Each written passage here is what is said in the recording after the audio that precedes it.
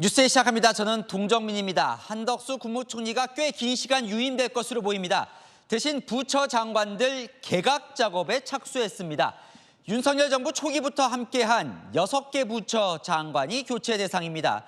국무총리 먼저 교체하고 장관 개각을 하려 했는데 결국 국회 동의, 즉 거대 야당의 동의를 받을 적임자를 찾지 못하면서 장관부터 바꾸고 총리 교체는 한동안 미뤄질 예정입니다. 안보경 기자의 단독 취재 내용입니다. 대통령실이 6개 부처 장관에 대한 교체 작업에 착수했습니다. 윤석열 대통령 취임과 동시에 장관직을 맡았던 이상민 행정안전부, 이종호 과학기술정보통신부, 한화진 환경부, 이정식 고용노동부 장관 등이 대상에 오른 걸로 전해집니다. 앞서 지명된 후보자들이 낙마하며 다소 늦게 취임한 조규홍 보건복지부 장관과 이주호 교육부 장관도 해당되는 걸로 알려졌습니다. 정부 시작부터 함께한 장관들을 모두 교체하는 겁니다. 이제 개각이 필요합니다. 국민을 위해서 제대로 일할 수 있는 분들을 찾아서 인사를 하도록 그렇게 하겠습니다. 총선 패배 직후 사의를 표명한 한덕수 국무총리는 당분간 유임으로 가닥을 잡았습니다. 국회 인준을 통과할 만한 적임자를 찾지 못했기 때문으로 전해집니다. 22대 국회에서 192석을 차지한 범야권 동의 없이는 총리 임명이 불가능합니다. 장관은 인사청문회 후 야당의 동의 없어도 임명이 가능합니다. 정부 고위 관계자는 국회 상황에 맞춰 효율적으로 판단한 것이라며 이제 본격적인 개각 준비에 들어가려 한다고 설명했습니다. 당초 새로운 국무총리와 장관 교체를 검토하려 했던 대통령실. 여소야대의 벽에 순서를 바꾸게 됐습니다. 채널A 뉴스 안보겸입니다. 22대 국회는 시작부터 반쪽이었습니다. 국민의힘 의원들의 불참 속에 민주당 단독으로 첫 본회의가 열렸고 우원식 국회의장을 선출했습니다. 헌정 사상 최초 야당 단독 개원인데 민주당은 상임위원장도 다음 주 초 밀어붙일 계획입니다. 구자준 기자입니다. 22대 국회 첫 본회의가 열리고 있는 본회의장. 띄엄띄엄 빈자리가 눈에 띕니다. 합의 없이 의회 없다. 의회 독주 중단하라. 본회의가 시작됐지만 국민의힘 의원들은 회의장에 들어가지 않고 이렇게 앞에서 일방적인 회의 진행에 항의했습니다. 상임위원장 배분 협상이 결렬되자 국민의힘은 본회의 보이콧을 선언했습니다. 홀로 참석한 추경호 국민의힘 원내대표는 의사 일정 합의가 없었기 때문에 본회의는 성립할 수도 없고 적법하지도 않다고 주장했습니다. 소수당에 대한 존중 없이 다수결의 원리는 작동되지 않았습니다. 이것이 국회의 관례이고 역사인 것입니다. 야당 단독 표결로 우원식 신임 국회의장이 선출됐습니다. 헌정사상 첫 반쪽 국회 개원입니다. 국회의장으로서 첫 인사를 드리는 마음이 무겁습니다. 국민 여러분께는 송구합니다. 민주당은 다음 주 월요일 법사위원장, 운영위원장을 포함한 18개 상임위원장 중 11곳을 단독 처리하는 안도 검토 중입니다. 의원총회에서는 신청 시한인 7일 자정을 넘기자마자 토요일 새벽에 바로 처리하는 안도 나왔던 것으로 전해졌습니다. 우원식 국회의장도 국회법에 따라 하겠다며 여야 합의에 이르지 못할 경우 상임위원장 단독 처리를 상정할 가능성을 시사했습니다. 채널A 뉴스 구자준입니다.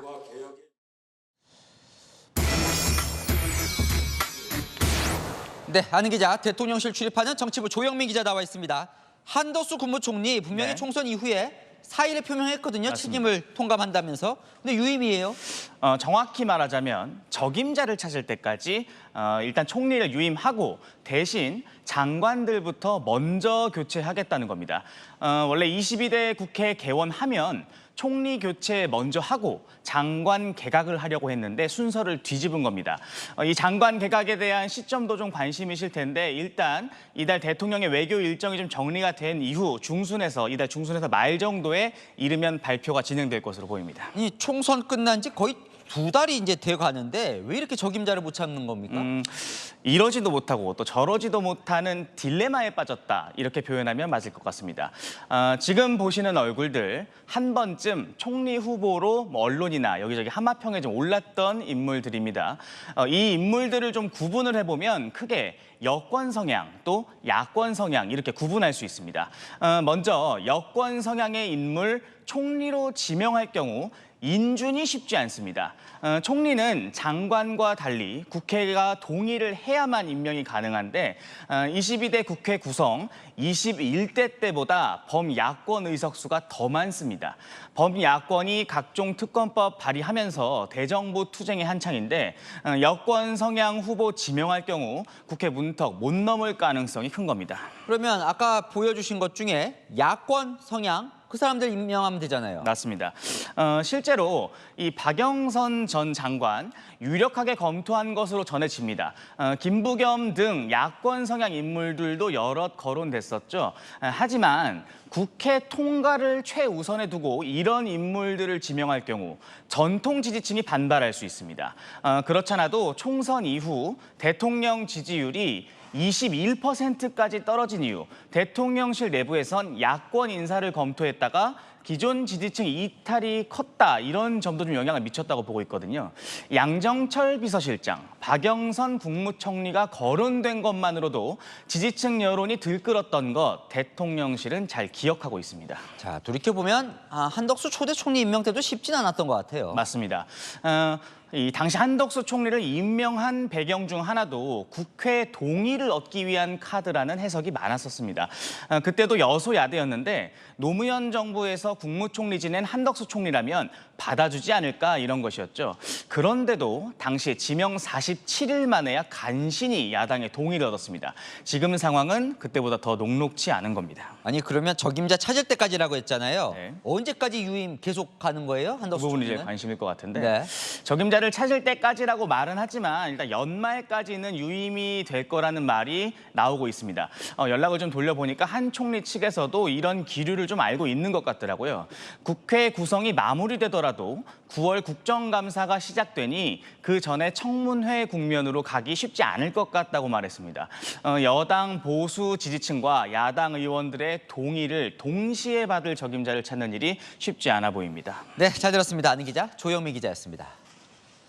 네, 이 김정숙 여사의 인도 순방 논란. 문재인 전 대통령이 처음으로 반격에 나섰습니다. 김 여사가 가고 싶어서 간 게 아니라 내가 등 떠밀어서 간 거라며 버킷리스트 관광이라는 건 모욕이라고 반박했습니다. 김유빈 기자입니다. 문재인 전 대통령이 김정숙 여사의 인도 순방을 둘러싼 여권 공세에 치졸한 시비라고 작심 반박했습니다. 그러다 말겠거니 했는데 점입가경으로 논란이 커져 가만히 있을 수가 없다며 논란이 불거진 후 처음으로 문 전 대통령이 입을 열었습니다. 먼저 셀프 초청 논란에 반박했습니다.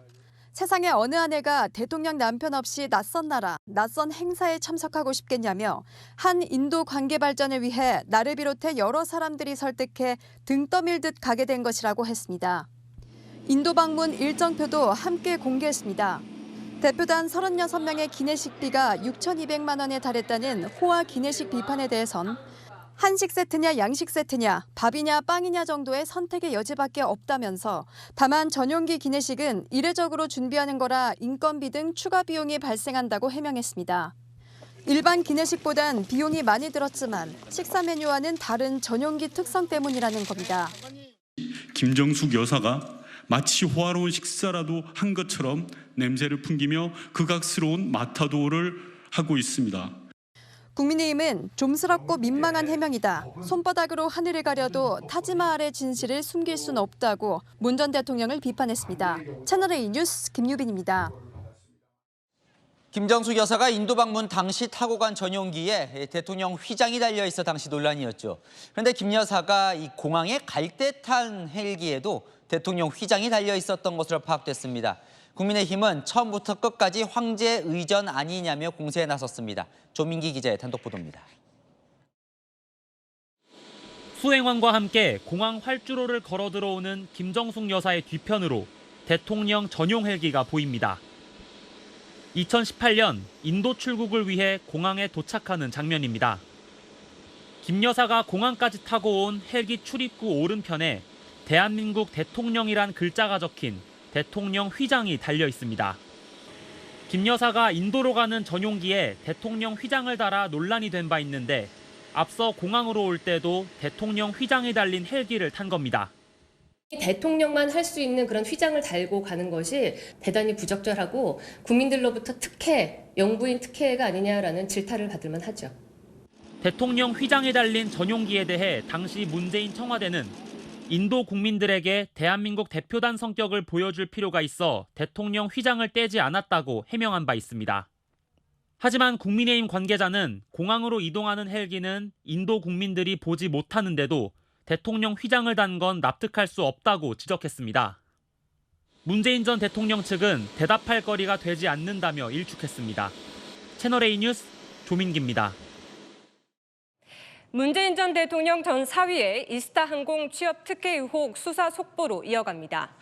문재인 정부 때 우리 예술단은 북한 평양에서 공연을 한 적이 있죠. 이상직 전 의원의 이스타 항공을 전세기로 이용해 논란이었습니다. 검찰은 문 전 대통령 전 사위 채용뿐 아니라 전세기도 뇌물수사 대상에 올리고 관련자를 소환 조사했습니다. 자세한 내용 공태현 기자가 단독 취재했습니다. 2018년 4월 가수 조용필을 비롯해 이선희, 백지영, 윤상 등이 비행기 탑승 절차를 밟습니다. 평양 공연을 위해 떠나는 남측 예술단입니다. 대북 제재로 평양에 갈 비행기를 못 구했는데 미국에 취항하지 않는 이스타 항공이 전세기를 제공한 겁니다. 출발 당일 미국의 허가는 받았지만 아일랜드 리스사와는 시차로 보험까진 들지 못했습니다.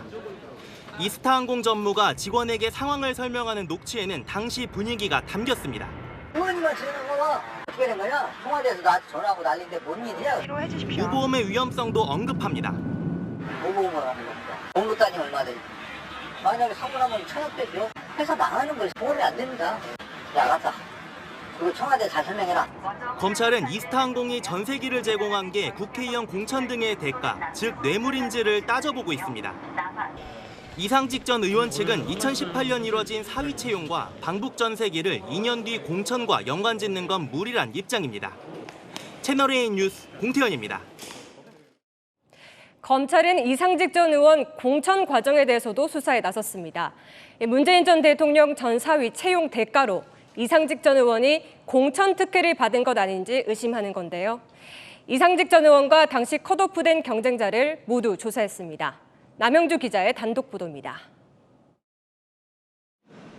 2020년 21대 총선 당시 민주당 전주을 공천에서 전 지역위원장이자 여론조사 1위였던 후보 A씨는 경선을 치르기 전에 컷오프됐습니다. 이상직 전 의원은 경선을 거쳐 공천을 받았습니다. 문재인 전 대통령의 전 사위 특혜 채용 의혹을 수사 중인 검찰은 이 같은 공천 과정도 들여다보고 있습니다. 채널A 취재 결과 이상직 전 의원과 경쟁했던 A씨는 올 초 검찰 조사를 받았습니다. A씨는 취재진에 지금까지 컷오프 이유를 듣지 못했다며 당시 이런저런 소문이 있었다고 주장했습니다. A씨는 검찰 조사에서 문 전 대통령 전 사위 취업과 관련해서는 함구한 것으로 알려졌습니다. 이 의혹은 지난해 국정감사에서도 언급됐습니다. 이상직 의원은 중소벤처기업진흥공단 이사장이 됐고 2년 뒤, 그러니까 2020년 4월 총선에서는 전북 전주의 공천을 받아서 당선이 됐습니다. 자리를 얻기 위해서 뭔가 특혜 취업을 한 것, 이거 뇌물로 볼 수 있는 것 아니겠습니까? 검찰은 중진공 이사장 사표 처리부터 당내 경선까지 일사천리로 진행된 과정에 청와대가 개입했는지 따져보고 있습니다. 채널A 뉴스 남영주입니다. 김건희 여사에 대해 성역 없는 수사를 강조했던 이원석 검찰총장. 오늘은 검찰이 하는 일을 지켜봐달라고 했는데요. 민주당은 이화영 전 부지사 1심 선고를 이틀 앞두고 검찰에 맹공을 퍼부었습니다. 손인혜 기자입니다. 어제 김건희 여사 사건에 대해 성역 없는 수사를 강조했던 이원석 검찰총장. 지금부턴 말을 아끼겠다는 입장을 밝혔습니다. 이제는 저희 검찰이 하는 일을 여러분 지켜봐 주시면 감사하겠습니다. 오늘은 제가 이보다 더 드릴 말씀은 없습니다. 서울중앙지검 수사팀은 사실상 김 여사 소환을 기정사실화하고 시기를 저울질하고 있는 것으로 알려졌습니다. 대면 조사를 우선순위에 놓고 있지만 출석을 강제할 수는 없기 때문에 차선책으로 서면 조사도 염두에 두고 있는 것으로 전해졌습니다. 민주당은 검찰과 결전이라고 할 수 있는 이화영 전 경기도 평화부지사의 1심 선고를 이틀 앞두고 검찰에 맹공을 퍼부었습니다. 김건희 여사가 자칭 진보의 오야붕이라고 주장하는 것처럼 이원석 검찰총장은 수사농단 의혹이 있는 검사들을 두목이라도 되는 것입니까? 민주당은 그동안 검찰이 이 전 부지사를 회유해 거짓 진술을 끌어내고 수사 결과를 조작했다고 주장해왔습니다.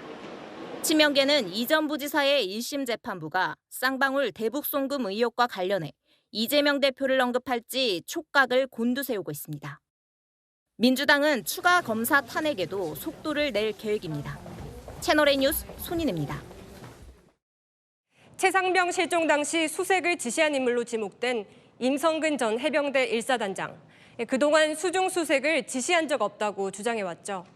그런데 국방부 조사본부의 초기 보고서에는 장화 신고 내려가라, 수풀을 찔러보라고 지시했다는 내용이 기재돼 있었습니다. 박자은 기자입니다. 임성근 전 해병대 1사단장은 지난달 경찰 조사 때 자신은 수중 수색을 지시한 적 없다며 울분을 토한 바 있습니다. 일부 언론에서 심지어 제가 하지도 않는 수중 수색 지시를 제가 했다고 10개월째 주장하고 있습니다. 낱낱이 밝혀질 수 있도록 경찰 수사에 적극적으로 협조하겠습니다. 그런데 지난해 8월 14일에 작성된 국방부 조사본부 초기 보고서에는 전혀 다른 내용이 적혀 있습니다. 보고서에 따르면 최상병 실종 전날 임 전 사단장은 내려가서 수풀을 헤치고 찔러보라, 내려가는 사람은 가슴 장화를 신으라고 지시한 것으로 돼 있습니다. 수색구역 위험성을 언급하던 옆중대 행정관에겐 병력 투입 안 시키고 뭐 하냐며 작전을 재촉하게 됐습니다.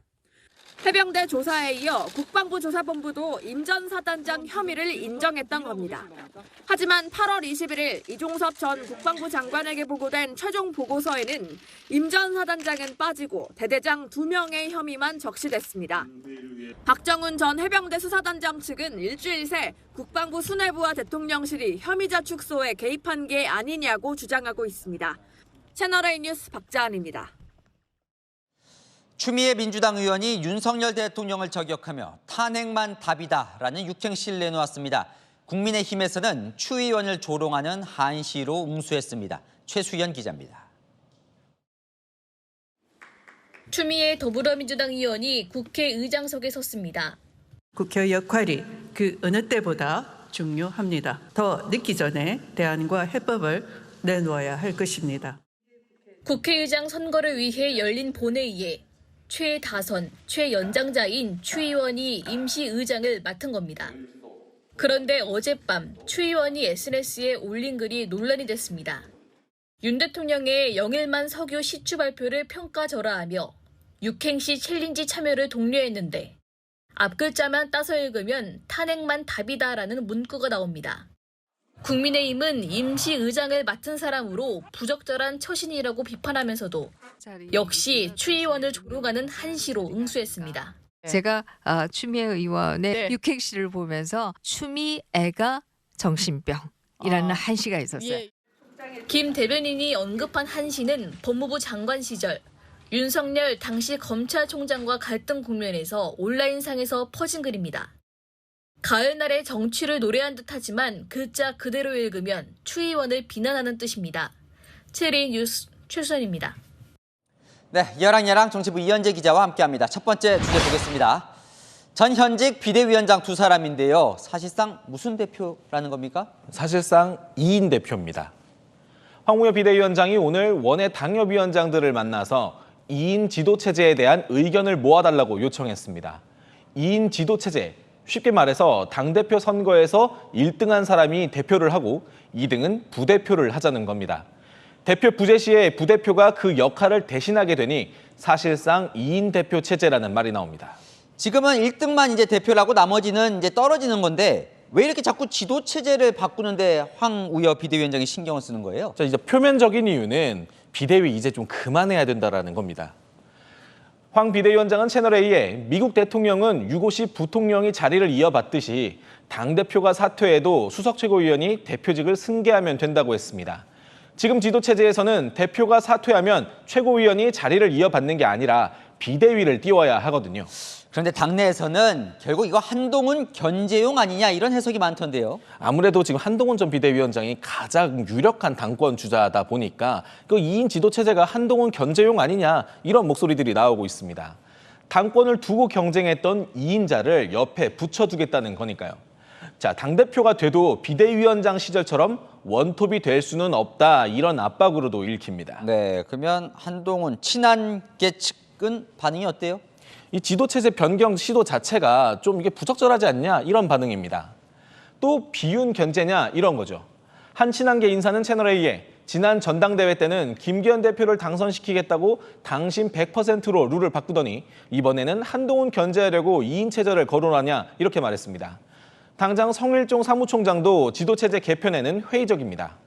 의원들 사이에서는 7월 말 전당대회까지 일정이 촉박한데 이거 괜한 논란만 일으키는 거 아니냐 이런 반발도 나옵니다. 새 대표에게 힘을 실어서 야당을 상대해야지 대표를 견제할 생각만 하냐 이런 지적도 있습니다. 특정인 때문에 지도체제를 바꾸겠다는 것인지를 분명하게 해야 됩니다. 이재명의 민주당 1각 체제로 가장 강력한 힘이 있는 이재명 대표 체제에 맞서 싸울 수 있겠습니까? 황우여 비대위원장 이런 말도 했어요. 대권 주자는 당대표에 나오면 안 된다는 식으로. 이것도 결국 한동훈 견제 아니냐 이런 해석이 나오던데요. 네, 황 비대위원장이 한 언론 인터뷰에서 임기 2년 채울 분이 새 당대표를 해야 안정적으로 지방선거를 관리할 수 있다고 말했는데요. 국민의힘 당원 당규상 당대표가 대선에 나가려면 선거 1년 반 전인 내년 9월에는 사퇴해야 해서 지방선거 지휘를 할 수 없습니다. 자, 이건 역시 유력 대권 주자인 한 전 위원장을 겨냥한 말이라는 해석이 나왔습니다. 네, 다음 주에 보겠습니다. 자, 장미란 문화체육관광부 2차관이 그럼 교체되는 겁니까? 아직 공식 발표된 건 아닌데요. 윤 대통령의 대선 후보 시절 수행실장을 맡아 호위무사로 불렸던 이용 전 의원이 장 차관의 후임자로 유력하게 검토되고 있습니다. 저 장미란 차관이 얼마나 됐어요? 그 자리 간 지가? 장미란 차관이 지난해 6월에 임명이 됐으니까 지금 임기가 1년 정도밖에 안 됐습니다. 자, 알려지기로는 장 차관이 먼저 사의를 표명했다고 합니다. 그러니까 특정인을 보내기 위한 교체 인사는 아닌 걸로 전해집니다. 네, 이용 전 의원이 워낙 이 호위무사 친윤 측근으로 알려지다 보니까 조금 더 논란인 것 같은데 사실 알고 보면 이용 전 의원도 체육인 출신이긴 해요. 네, 루지 국가대표 선수 출신으로 봅슬레이 스켈레톤 국가대표 감독을 지냈습니다. 비례대표로 국회에 입성했고 대선 과정에서는 윤 대통령과 인연을 맺었습니다.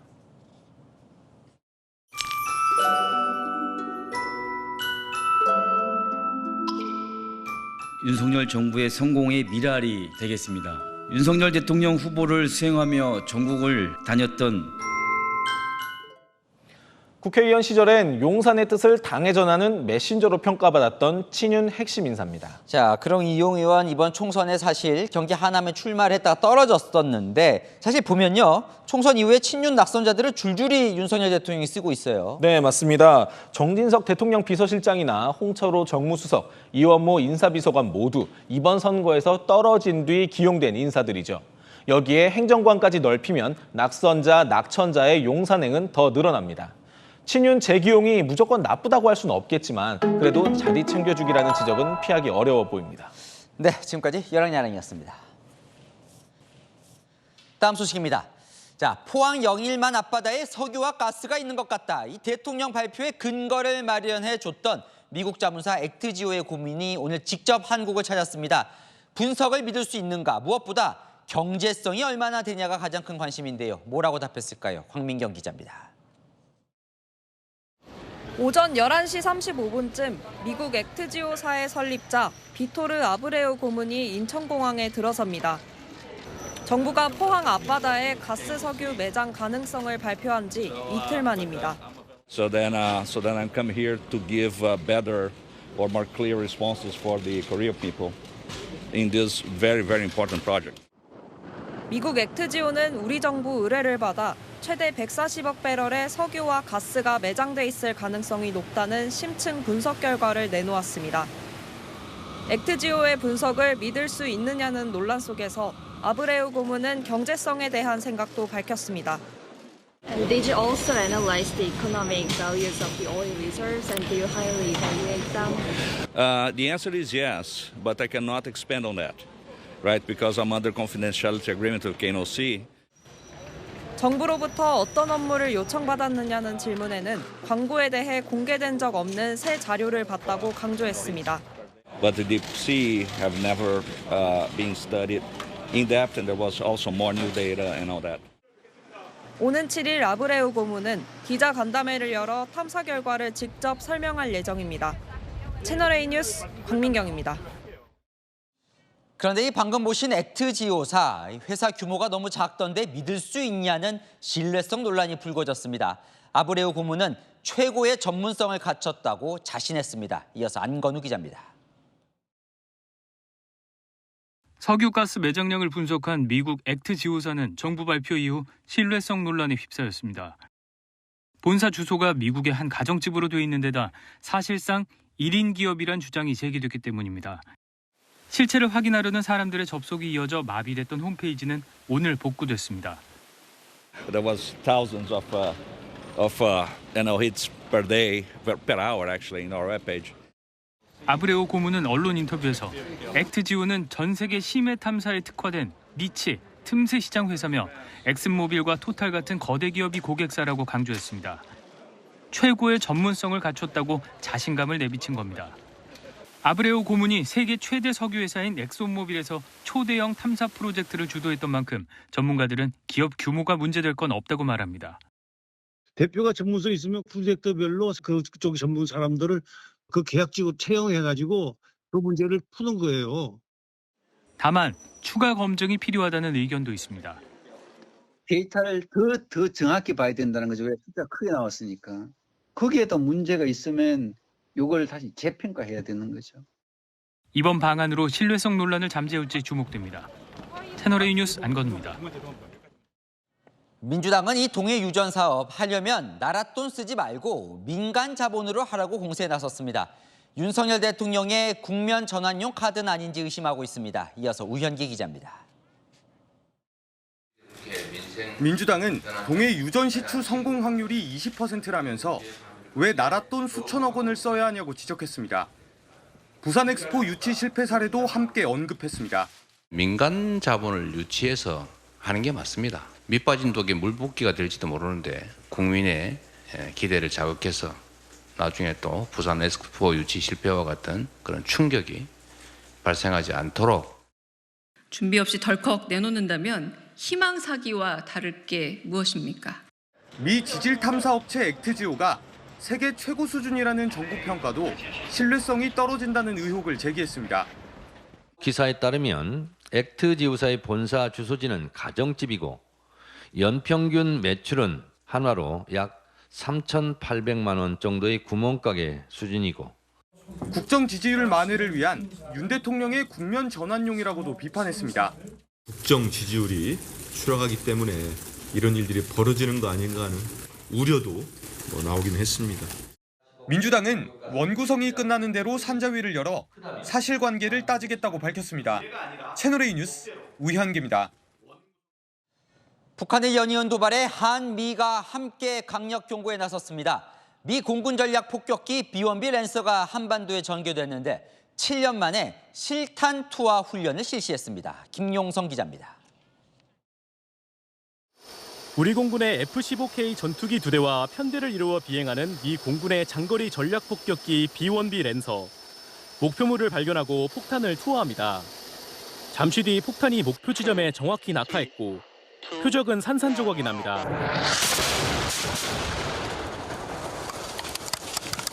죽음의 백조라고도 불리는 미 전략자산인 B-1B 랜서가 미 괌기지에서 날아와 오늘 한반도에서 폭격 훈련을 했습니다. B-1B 랜서가 한반도에 출격한 것은 지난해 12월 이후 6개월 만이지만 실탄 투하 훈련까지 한 것은 7년 만입니다. B-1B 랜서는 저공으로 음속의 1.25배 속도로 고속 침투해 적의 중심을 폭격할 수 있는 고성능 무기체계입니다.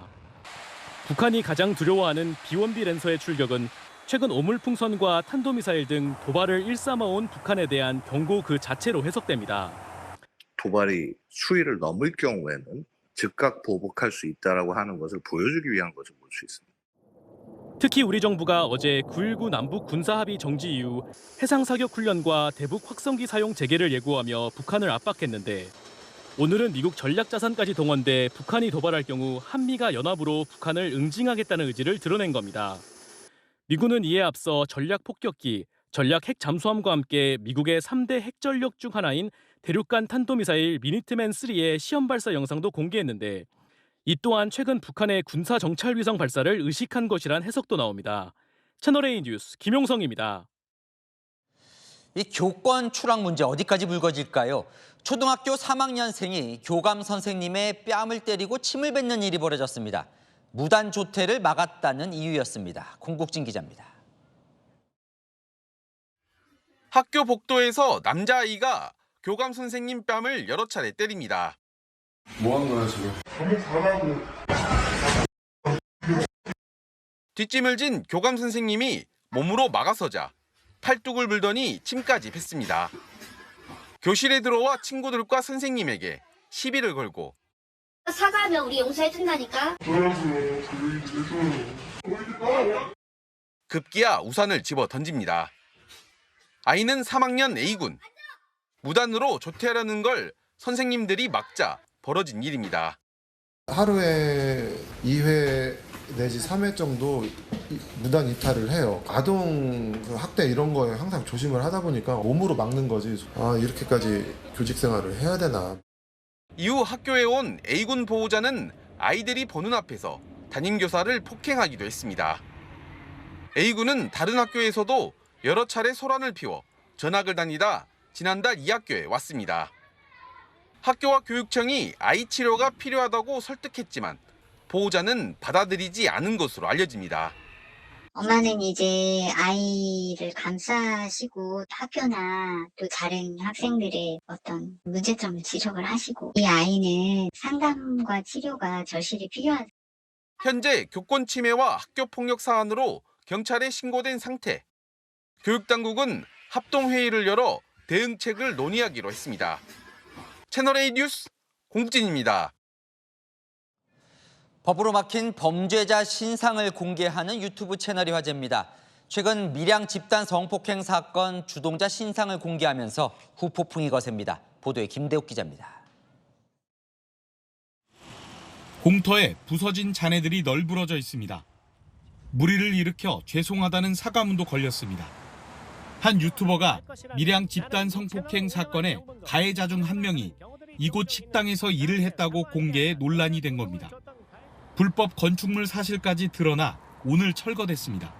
의유자로 폐업 처리했고요. 그리고 불법 건축물에 대해서도 행정 조치 들어갔습니다. 가해자로 지목된 B 씨 역시 이 유튜버가 신상을 공개한 뒤 직장에서 해고됐습니다. 밀양 집단 성폭행 사건은 지난 2004년 남학생 44명이 여중생 1명을 집단으로 성폭행한 사건입니다. 당시 검찰은 직접 가담한 10명만 기소했고 그나마 보호관찰 처분을 받아 1명도 전과가 남지 않아 공분을 샀습니다. 해당 유튜버는 피해자 가족에게 허락을 받았다며 남은 가해자 신상도 차례로 공개하겠다고 예고한 상태입니다.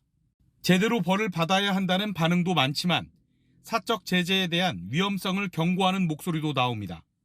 유튜버라든지 SNS가 활성화되면서 보편적인 접근이 좀 가능해졌고 적당한 제재가 보편타당적이지 않다라는 인식들도 많이 가지고 있는 것 같습니다. 자칫 엉뚱한 사람이 지목돼 피해를 볼 수 있다는 우려도 현실이 됐습니다. 해당 유튜버는 자신이 올린 일부 정보가 잘못됐다며 엉뚱한 사람이 공격당했다고 인정했습니다. 채널A 뉴스 김대욱입니다. 저희 채널A 홈페이지에 제보해 주시면 취재가 시작됩니다. 오늘은 택시기사 폭행 사건인데요. 경북 포항에서 한 70대 택시기사가 승객에게 무차별 폭행을 당했습니다. 코뼈가 부러지는 와중에도 필사적으로 운전대를 잡았습니다. 취재가 시작되자 배용진 기자입니다. 조수석에 앉은 승객이 택시기사의 귀를 잡아당깁니다. 그러다 주먹으로 마구 때리기 시작합니다. 기사가 막아보지만 계속된 폭행에 고개를 숙입니다. 70대 택시기사가 50대 승객에게 폭행당하는 모습입니다. 당시 승객은 술에 취한 상태였습니다. 목적지에 왔는데 택시 요금을 내지 않아 경찰서로 향하던 중 벌어진 일입니다. 택시기사는 얼굴이 찢어지고 코뼈가 부러져 지금도 치료를 받고 있습니다. 차들이 많은 퇴근 시간이다 보니 핸들을 놓으면 사고가 날 거란 생각만 났다고 합니다. 한 손으로는 이렇게 핸들을 쥐고 한 손으로는 얼굴과 이 머리를 감싸고 이렇게 엎드리고 가는 수밖에 없어요. 차를 세운 기사가 경찰에 신고한 뒤에야 상황은 마무리됐습니다. 사건이 발생한 지 닷새가 지났지만 택시기사는 당시 받은 폭행 충격에 택시 운행을 하지 못하고 있습니다. 택시기사는 승객을 경찰에 고소했습니다. 내가 앞으로 택시 운전을 더 해야 되나 더 할 수 있을까 하는 자신감이 어떻게 떨어지는 것 같습니다. 승객은 취재진에게 술에 취했던 건 맞다고 인정했습니다. 그러면서 기사가 목적지를 제대로 못 가 실랑이를 벌인 거라며 자신 역시 폭행당했다고 주장합니다.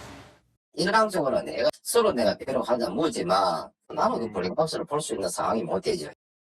경찰은 이들을 불러 사실관계를 파악한다는 계획입니다. 채널A 뉴스 배영진입니다. 키가 꽂혀 있는 자동차를 훔쳐 달아난 남성이 경찰에 붙잡혔습니다. 차 안에 있던 카드로 장까지 받는데요.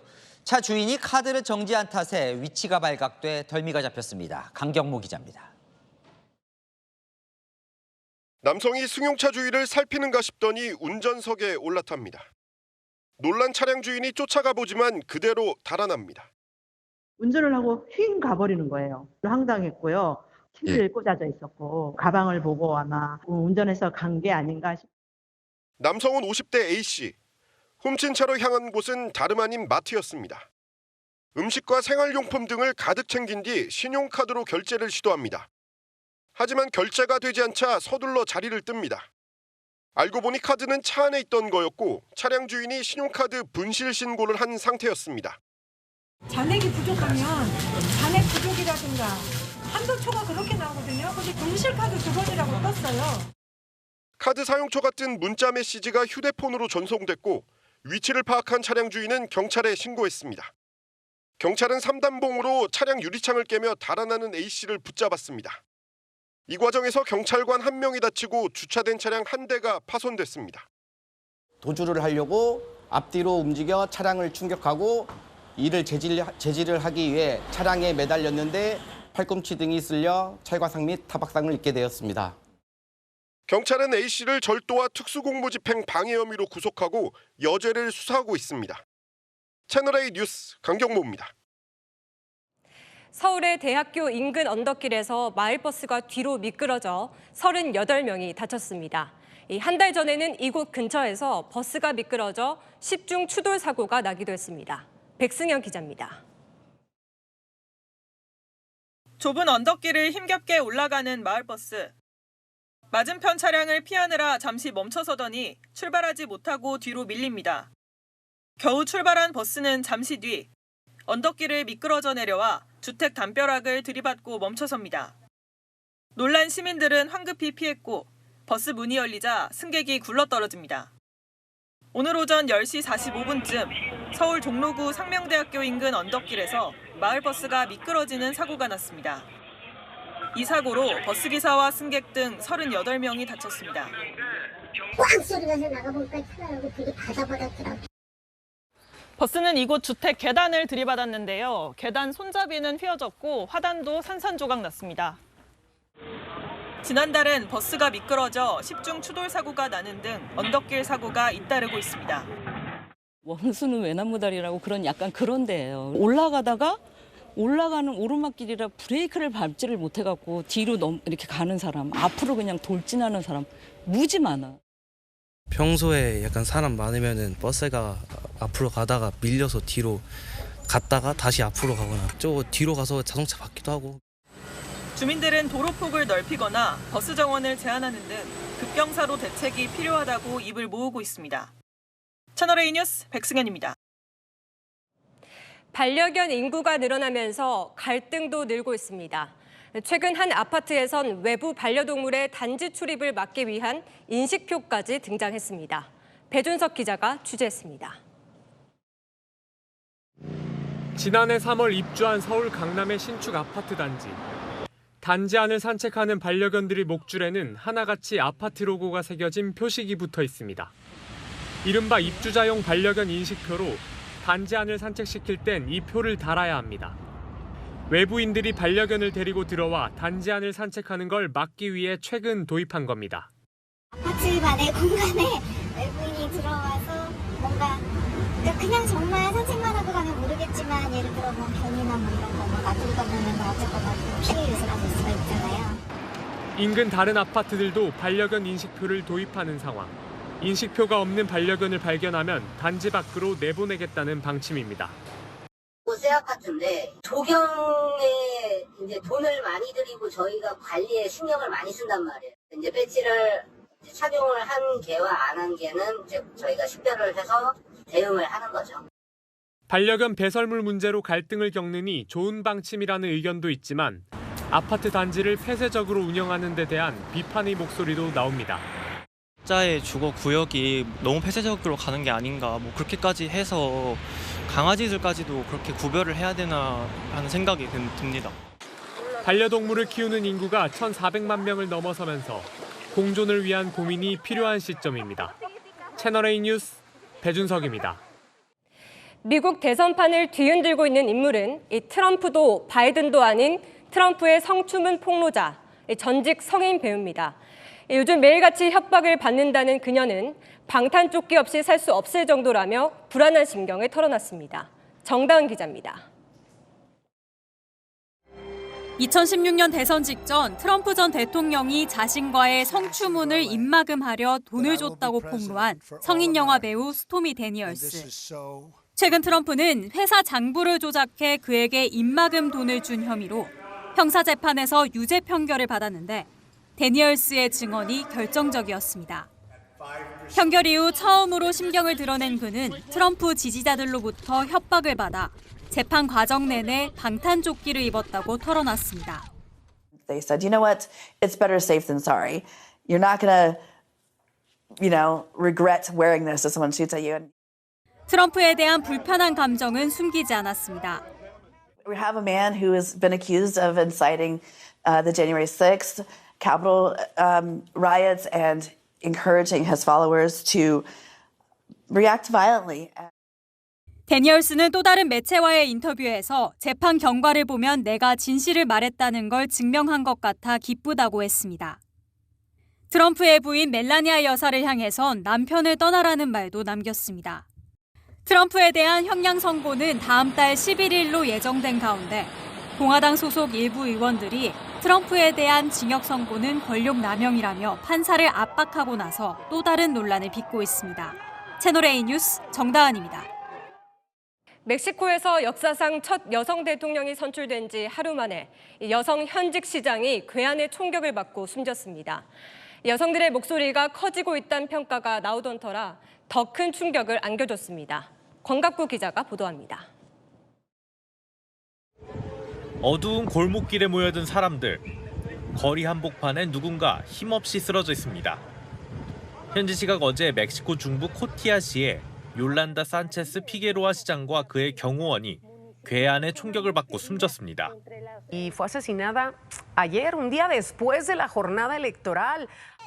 클라우디아 셰인바움이 멕시코 첫 여성 대통령으로 당선된 지 채 24시간도 안 돼 여성 정치인이 피살된 겁니다. 피게로아 시장은 그동안 갱단의 폭력 행위에 강경 대응 기조를 유지해온 정치인으로 이름을 알려왔습니다. con diferentes funcionarios estatales, todo ello con la finalidad de pedirles el apoyo. 그녀는 지난해에도 가족들과 함께 무장귀환에 납치됐다가 풀려난 적이 있습니다. 현지 매체들은 악명 높은 마약 밀매 조직 갱단원을 유력한 용의자로 추정하고 있습니다. 보도에 따르면 이 조직은 우리가 피게로아 시장을 살해했다는 메시지를 온라인상에 남긴 것으로 알려졌습니다. 일각에선 이 사건을 계기로 새 멕시코 정부가 갱단을 무력 진압하는 등 범죄와의 전쟁을 추진하는 데 속도를 낼 것이라는 관측도 나옵니다. 채널A 뉴스 권곽구입니다. 최근 미국에선 주택가나 골프장에 악어가 잇따라 출몰해 사람을 공격하는 일이 늘고 있습니다. 이 주택 차고 앞에 악어가 나타나 경찰이 출동하기도 하는데요. 이솔 기자가 보도합니다. 미국 조지아주의 한 주택가. 차고 앞에 경찰들이 도구를 들고 나타났습니다. 긴 막대로 악어의 시선을 끌자 악어가 입을 벌리며 경찰을 위협합니다. 악어가 잠시 빈틈을 보인 사이 경찰은 악어의 몸을 누르고 입에 테이프를 감아 제압합니다.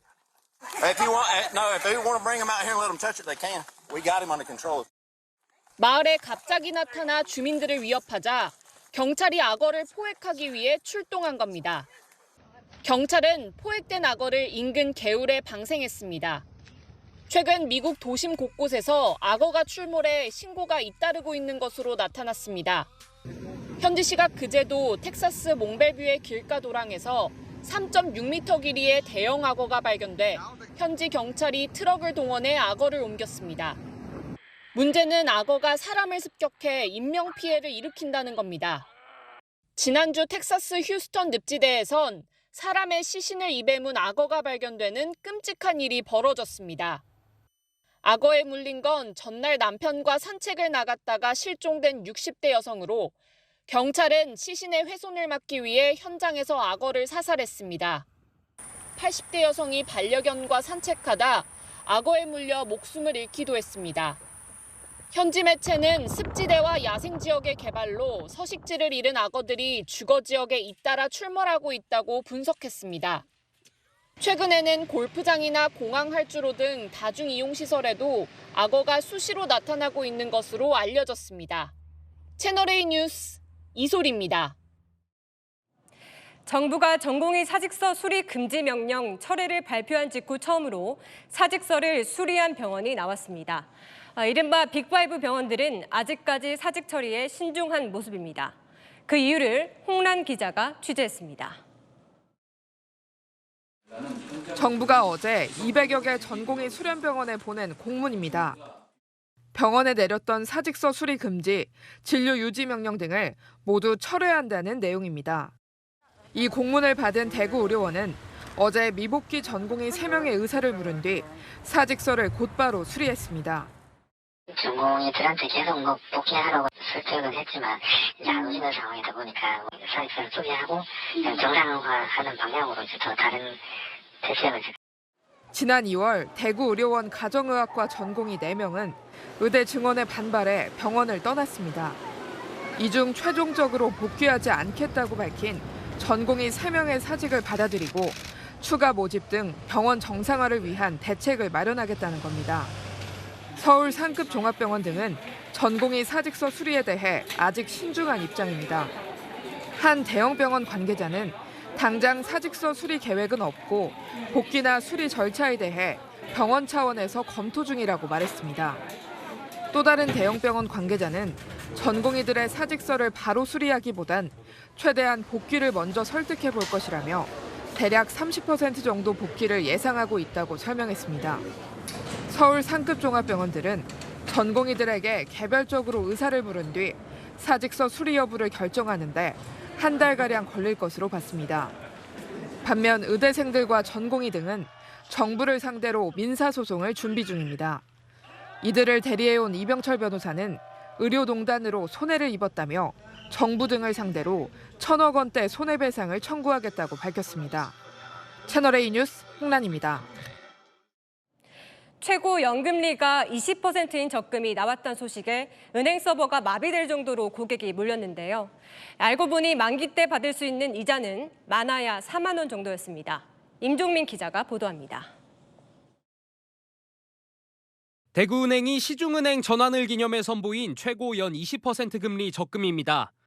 오늘 오전 10시부터 32만 자 한도로 판매했는데 대기자 수가 한때 3,000명대를 기록하며 은행 앱이 마비됐습니다.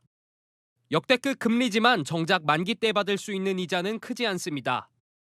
하루 최대 5만 원까지만 납입이 가능하고 만기도 60일로 짧습니다. 적금 한도가 300만 원에 불과해 실제 손에 쥐는 이자는 최대 42,416원에 그치는 겁니다. 그렇게 해놓고 뭐랄까 유치를 한다? 그건 유치도 아니지 결론은. 자동이체가 불가능해 매일 앱에 접속해 직접 적금을 부어야 하는 것도 한계로 지적됩니다. 대구은행은 미끼 상품이라는 지적에 대해 가입기간 대비 높은 혜택이 제공된다고 설명했습니다. 다른 은행들도 10% 안팎의 예적금을 내놓았지만 납입 한도가 낮거나 우대 이율을 채우기 위한 까다로운 조건을 제시해 주의가 필요합니다. 카드 사용 경력이 있어야 된다거나 그냥 급여 이체를 그 은행으로 해야 된다거나 뭐 그런 것들이 여러 가지 있더라고요. 예적금 가입 전 최대 가입 기간과 실제 이자를 꼼꼼히 따져봐야 한다는 지적입니다. 채널A 뉴스 임종민입니다. 지난해 우리나라의 1인당 국민 총소득이 사상 처음 일본을 앞질렀습니다. 인구가 5천만 명이 넘는 나라 중에서는 6위로 올라섰습니다. 박지혜 기자입니다. 우리나라의 지난해 1인당 국민 총소득이 36,194달러로 집계됐습니다. 통상 1인당 국민 총소득이 4만 달러를 넘으면 선진국으로 평가됩니다. 환율이 안정된다는 전제 하에서는 수년 내에 4만 달러 달성이 가능하리라고 봅니다.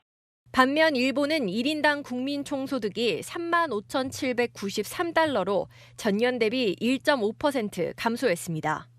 최근 엔달러 환율은 지난 4월 34년 만에 가장 낮은 160엔 선을 돌파했다가 최근 155엔대로 내려왔지만 여전히 낮은 상황입니다. 엔저 흐름이 이어지며 미 달러화로 환산한 국민 총소득이 줄어든 겁니다. 엔화 가치가 낮아진 점, 그리고 일본의 경우에는 고령 인구가 굉장히 많다는 점, 그런 것들도 작용을 했을 수밖에 없는 거죠. 한국의 1인당 국민 총소득은 전 세계의 인구 5천만 명 이상 국가 중 6위를 기록했습니다. 미국과 독일, 영국, 프랑스, 이탈리아보다는 낮지만 일본과 대만보다는 높은 수치입니다. 실질적인 구매력을 나타내는 실질 GNI도 전 분기보다 2.4% 증가하면서 8년 만에 가장 높은 수준을 보였습니다. 채널A 뉴스 박지혜입니다. 한때 일본 제품은 품질도 좋지만 가격도 비싼 걸로 인식됐습니다. 그런데 엔저 현상이 길어지면서 국내 일본 상품의 가격이 내려가고 있습니다. 품질은 좋고 가격은 저렴한 가성비 제품과 음식이 늘고 있습니다. 경제카메라 신무경 기자가 취재했습니다.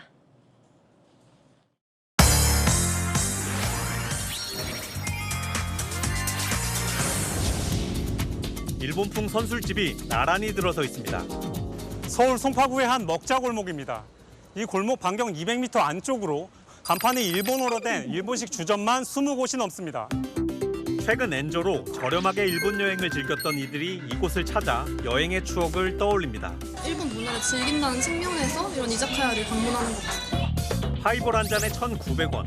다른 메뉴까지 따져보면 같은 지역 한국식 술집보다 가격이 2배 가까이 쌉니다.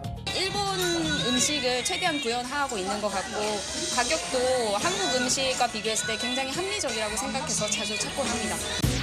일본 음식을 찾는 사람들이 늘며 일본 식자재 마트 매출도 뛰었습니다. 예전엔 라면 스프에 국한됐다 보면 지금은 이제 냉라면 쓴다든지 냉소바를 쓴다 이런 상품들이 훨씬 더 이제 찾는 빈도가 높아진 거죠. 일본 대표 의류 브랜드 매장입니다. 적정한 품질에 합리적 가격을 내세워 일본 상품 불매운동 당시 꺾였던 매출 1조 원 탈환을 눈앞에 두고 있습니다.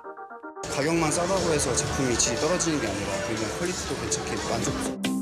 국내 물가 상승으로 생필품 가격이 계속 오르며 일본 제품의 가격 경쟁력이 상대적으로 높아진 겁니다. 필기감이 되게 좋다라고 얘기를 해서 어차피 그렇게 크게 가격에 대한 차이가 없다면 차라리 조금 더 좋은 거를 쓰는 게 낫지 않을까. 일본 문화 역시 가성비를 내세워 침투하고 있습니다. 일본 유명 캐릭터를 뽑는 일명 뽑기방, 가격은 3,000원부터입니다. 근데 거의 제가 보는 만화 캐릭터들이 거의 일본 만화 캐릭터라서 거의 여기를 이용하는 것 같아요. 과거 고성능, 고가의 상징이었던 메이드 인 재팬 제품이 고물가와 엔저가 겹치면서 이제는 가성비를 앞세우고 있습니다. 경제카메라 신무경입니다. 여름의 세 번째 절기 망종을 보내며 여름이 깊어짐을 실감합니다. 오늘 서울 30.1도 등 절기답게 더웠는데요. 현충일인 내일도 맑은 가운데 30도 안팎의 더위가 이어지겠습니다. 다만 기온이 빠르게 오르며 대기가 불안정해지는 지역에는 소나기 예보가 있습니다. 점심 무렵 제주에 최대 30mm, 강원과 호남에는 오후 한때 10mm 정도 내리겠습니다. 내일 오후 12시부터 3시까지 전국의 자외선 지수가 매우 높음, 오존 농도는 나쁨에서 중서부 지역은 매우 나쁨까지 오르겠습니다. 이 시간 바깥 활동은 최소화하는 게 좋습니다. 중부 서해안과 서해상에는 짙은 안개가 끼겠습니다. 내일도 일교차가 크겠습니다. 전국이 19도 안팎에서 시작돼 한낮에 서울과 춘천 30도, 대구 28도까지 오르겠습니다. 토요일 오후부터 일요일 오전까지는 전국에 비 예보 있습니다. 날씨였습니다. 총선 패배 후 사의를 표명했던 국무총리는 유임되고 총선에서 떨어진 대통령 측근들은 줄줄이 용산으로 또 내각으로 복귀하고 있습니다. 인적 쇄신한다더니 결국 쓴 사람 또 쓰는 건데요. 이 총선 이후 달라지겠다는 대통령의 약속, 아직은 그 답이 잘 보이질 않습니다. 마침표 찍겠습니다. 말뿐인 쇄신, 뉴스에 마칩니다. 감사합니다.